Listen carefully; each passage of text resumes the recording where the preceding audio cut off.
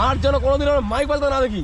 দিনে সকালবেলা ঘুম থেকে করে মাইক বাজাবে, সন্ধ্যাবেলা মাইক বাজাবে, এই মাত্র মাইক বাজলো। যদি নেক্সট দিন মাইক বাজে তাহলে ওদেরকে একদিন আমাদের একদিন হয়ে যাবে কিন্তু বললাম। সকাল সকাল যে এইভাবে সাউন্ড বাজায় এরা ভাই কি করে থাকি বলতে বাড়িতে, মাথা মাথা পুরো গরম হয়ে যায় পুরো একেবারে।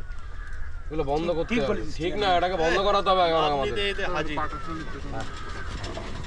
বড় হুনু দাঁড়িয়ে ওনার জন্য আমার সাইড দিতে হবে। যা এখান থেকে, যা এখান থেকে, ভুলে গেছে আমাদের থেকে 10 হাত দূরে থাকবি সব সময়। শোন দিকে, শোন দিকে, কোথায় আছিস তুই? নামাজ আদা করতে যাচ্ছি। নামাজ আদা? যদি উৎসবের কাজ চলছে, কোনো নামাজ আদা আজকে হবে না। সোজা বাড়ি যাবে এখান থেকে, বুঝলি? সোজা বাড়ি। দিন রাত মাইক বাজাবে? হ্যাঁ, ও তো মাইক বাজানো কিছু তোমাদের?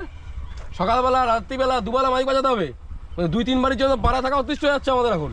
হ্যাঁ, আর যেন কোনোদিন আমরা মাইক বাজাতে না দেখি। আর যদি কোনোদিন মাইক বাজাতে দেখেছি না, সেদিন কিন্তু অনেক খারাপ হয়ে যাবে। এবার কি আকবর ভাই দিন মাইক বাজাবে, পাড়া থাকা অতিষ্ঠ হয়ে যাচ্ছে 2-3 বাড়ির জন্য একেবারে। নামাজ আদা করতে যাচ্ছিলাম, ভুল হয়ে গেছে আমার। হ্যাঁ, তা কি হয়েছে ভাই? আরে কি হয়েছে মানে, সারাদিন এরকম মাইক বাজাবে, দিনে সকালবেলা ঘুম থেকে করে মাইক বাজাবে, সন্ধ্যাবেলা মাইক বাজাবে, এই মাত্র মাইক বাজলো। সমস্যা কি মানে, আমাদের পাড়ার মধ্যে 2-3 বারের জন্য আমাদের শরীর অসুস্থ হয়ে যাচ্ছে। আমাদের তো আমাদের উৎসবেও তো আমরা মাইক বাজাই, ওদের কি ওটা কমপ্লেইন করে? দাদা, আমরা আমাদের উৎসবে মাইক বাজাই, মাসের প্রত্যেকটা দিন আমরা মাইক বাজাই না, বছরের 365টা দিন আমরা মাইক বাজাই। কালচারাল প্রোগ্রামে ওকে আমরা পাই, ওদের সব কটাকে 5-6 ঘর আছে, ওদের সব কটা পাই, কিন্তু তোমাদেরকে আমি কিন্তু দেখি না। আমরা থাকলে তো আমাকে দেখবে, আমরা তো বাইরে কাজ করি।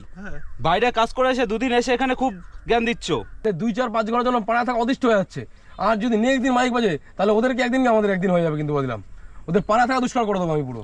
মানে তুই কি বলছিস? তুই হ্যাঁ, তুই চিনিস এই আকবর ভাইকে? কদিন এসছিস পাড়ায়? প্রত্যেকটা কালচারাল প্রোগ্রামে ওকে পাই আমরা একসাথে মিলে কাজ করি।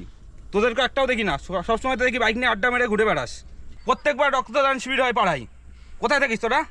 নাম খুঁজলে এই আকবর ভাইয়ের নামটা আগে পাবি। আকবর ভাই প্রথম রক্ত দেয়।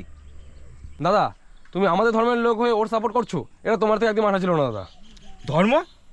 ধর্মের কথা তোমার মুখে মানায় না। জীবনে কোনোদিন বাবা মার দায়িত্ব নিয়েছো?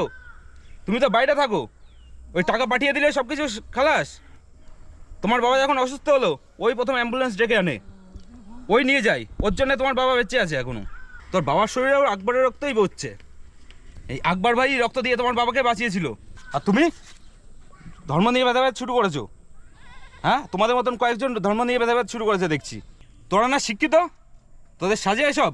আকবর ভাই সম্বন্ধে কতটা জানিস? প্রত্যেকবার পুজো, এই যে পুজো গেল দুর্গা পুজোয় বিসর্জনে, ওর অবদান জানিস কতটা? পুরো এই বিসর্জনের অ্যারেঞ্জমেন্ট এই আকবর ভাইয়ের। কিন্তু পাড়ায় যত রকম কালচারাল প্রোগ্রাম হয়, সব থেকে বেশি অবদান এই আকবর ভাইয়ের।